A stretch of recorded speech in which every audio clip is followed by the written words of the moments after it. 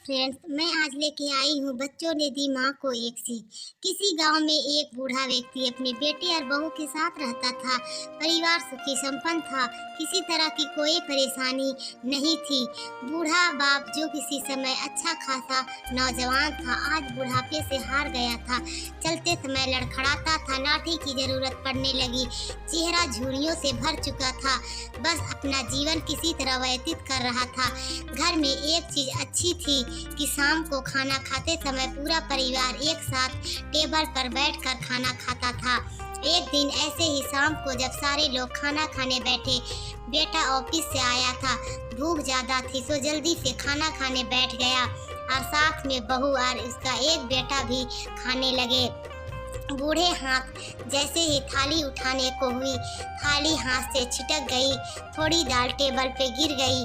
बहू बेटे ने घृण्य दृष्टि से पिता की ओर देखा और फिर से अपना खाने में लग गए। बूढ़े पिता ने जैसे ही अपने हिलते हाथों से खाना शुरू किया तो खाना कभी कपड़ों पे गिरता, कभी जमीन पर। बहू चिढ़ते हुए कहा, ए राम, कितनी गंदी तरह से खाते हैं, मन करता है इनकी थाली किसी अलग कोने में लगवा देते हैं।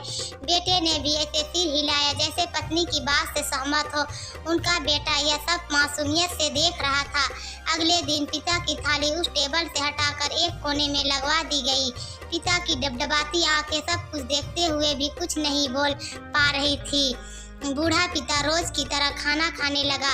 खाना कभी इधर गिरता, कभी उधर। छोटा बच्चा अपना खाना छोड़कर लगातार अपने दादा की तरफ देख रहा था।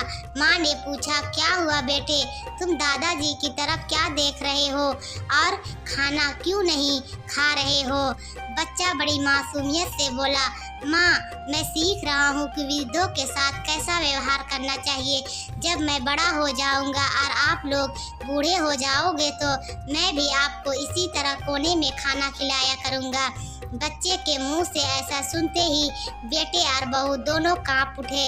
शायद बच्चे की बात उनके मन में बैठ गई थी, क्योंकि बच्चा ने मासूमियत के साथ एक बहुत बड़ा सबक दोनों को दे दिया था।